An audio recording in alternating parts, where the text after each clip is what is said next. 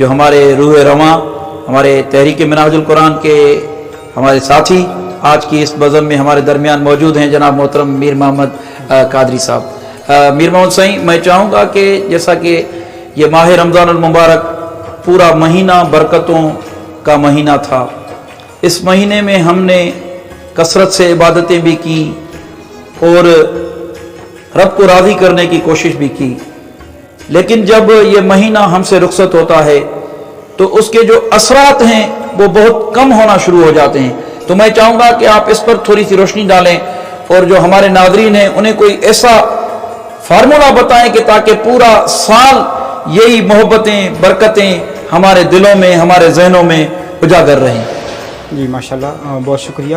سب سے تو پہلے میں اس حق ٹی وی کے اس پلیٹ فارم پر تمام کا شکریہ ادا کرتا ہوں کہ یہ بہت ہی اچھا پلیٹ فارم ہے۔ جزاک اللہ۔ تو رمضان ٹرانسمیشن کے حوالے سے جس طرح آپ نے کوئی سوال کیا ہے، اگر دیکھا جائے تو ماہ رمضان المبارک ایک برکتوں، سعادتوں اور لطافتوں والا ایک ماہ مبارک بے ہے۔ شک بے شک۔ اس ماہ مبارک میں اللہ رب العزت نے روزے جو ہے فرض کرا دیے گئے۔ واہ۔ سورہ بقرہ میں آیت نمبر 183 میں ارشاد ہے، اللہ رب العزت نے ارشاد فرمایا، یا ایھا الذین آمنوا کتب علیکم الصیام کما کتب علی الذین من قبلکم لعلکم تتقون۔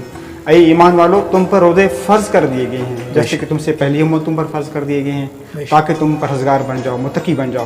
اس آیت کریمہ میں غور کیا جائے تو اللہ رب العزت نے اس پورے چیپٹر میں جو یہ آیت 3 حصوں پر مشتمل ہے، پہلے حصے میں اللہ رب العزت نے ایمان والوں کو مخاطب کیا، درمیان میں اللہ رب العزت نے روزے کی فرضیت کے متعلق ذکر فرمایا، اور آخر میں لعلکم تتقون یعنی متقی پن، پرہیزگاری کے متعلق اللہ رب العزت نے ارشاد فرمایا۔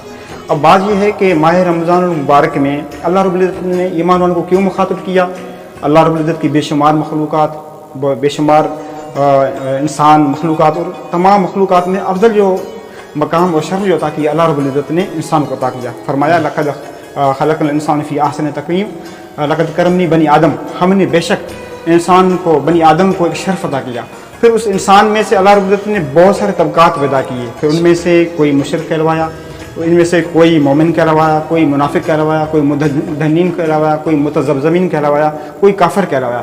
اللہ رب العزت نے اس آیت کریمہ میں ایمان والوں کو مخاطب کیا، یہ نہیں فرمایا کہ یا ایھا المشرکین، میں نے تم پر روزے فرض کر دیے گئے ہیں، یہ نہیں فرمایا کہ یا ایھا الکافرین، یا ایھا الناس، یا ایھا المدہنین، یا ایھا المنافقین۔ اللہ رب العزت نے اس آیت کریمہ میں ایمان والوں کو مخاطب کیا۔ کیوں؟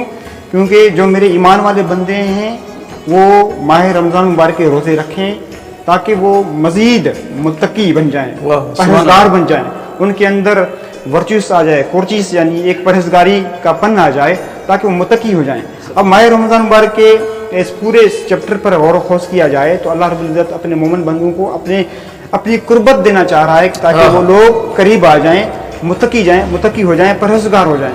اب اس آیت کریمہ میں آپ دیکھیں ایمان والے ہیں کون؟ سب سے تو پہلے ایمان کی جو ڈیفینیشن اللہ رب العزت نے قرآن مجید میں ارشاد فرمائی، انما المؤمنون الذین آمنوا باللہ ورسولہ، بے شک ایمان والے وہ ہیں جو اللہ اس کے رسول صلی اللہ علیہ وسلم پر ایمان لاتے ہیں۔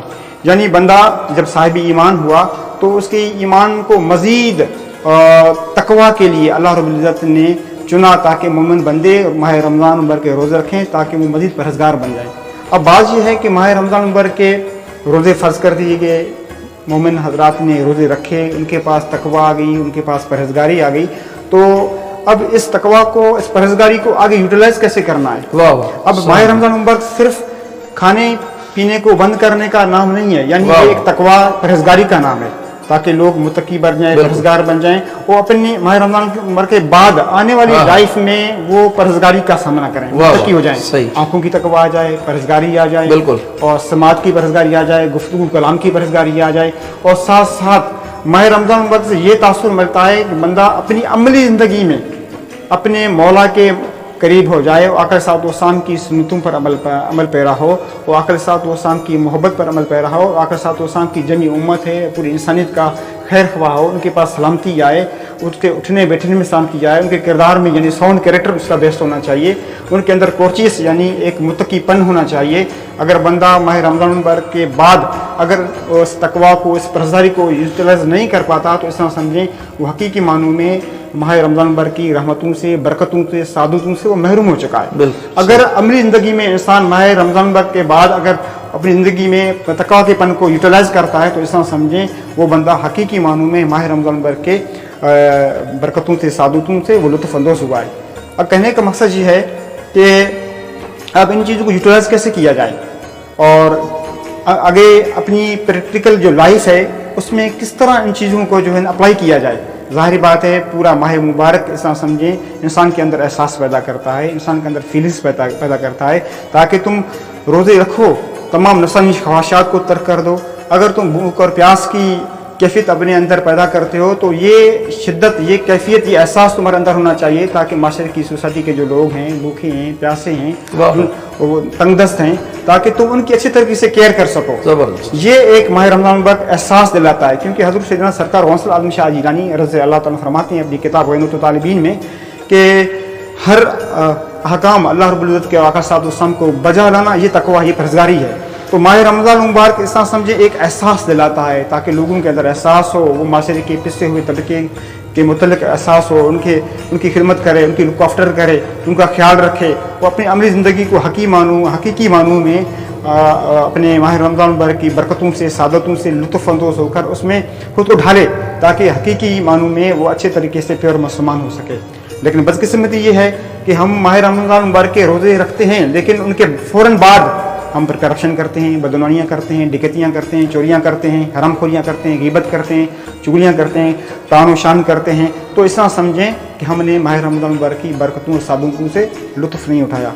हाँ, जो बंदे हकीकी मानों में अपनी ज़ात पर तकवा को, परहेज़गारी को इतला करते हैं, अप्लाई करते हैं, तो इस तरह समझें उस बंदे ने हकीकी मानों में माह रमज़ान मुबारक की बरकतों को लूटा है। उन रहमतों को, उन सादतों से वो लुत्फ़ अंदोज़ होकर अपनी ज़ात पर जब अप्लाई करता है तो उसकी शख्सियत सरापा नूर बन जाती है, सरापा रहमत बन जाती है, सरापा तकवा बन जाती है।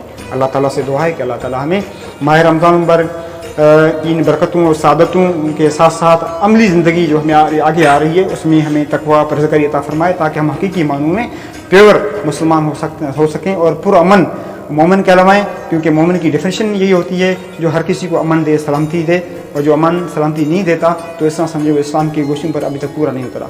अल्लाह ताला से दुआ है कि अल्लाह ताला हमें मज़ीद तौफ़ीक़ अता फरमाए, अपनी बरकतों से, रहमतों से नवाज़े। वस्सलामु अलैकुम रहमतुल्लाहि व बरकातुहू। माशाल्लाह मोहतरम मीर मोहम्मद सईं, आपने बहुत ही खूबसूरत अंदाज में अपनी गुफ्तगू को अपनी मोहब्बतों के साथ, अकीदतों के साथ हमारे नाज़रीन तक पहुँचाया। और अगर आपकी सारी गुफ्तगू को मैं एक लफ्ज़ में डिफाइन करूँ तो एक ही ये बात बनेगी कि ये जो रमज़ान है ऐसे समझे थ्योरी है, उसके बाद जो हमारी ज़िंदगी है वो प्रैक्टिकल है। तो माशाल्लाह अल्लाह तबारक व तआला हमें रमज़ान के जो भी मकासद हैं उसको पूरी ज़िंदगी उन पर अमल करने की तौफीक अता फरमाए। तो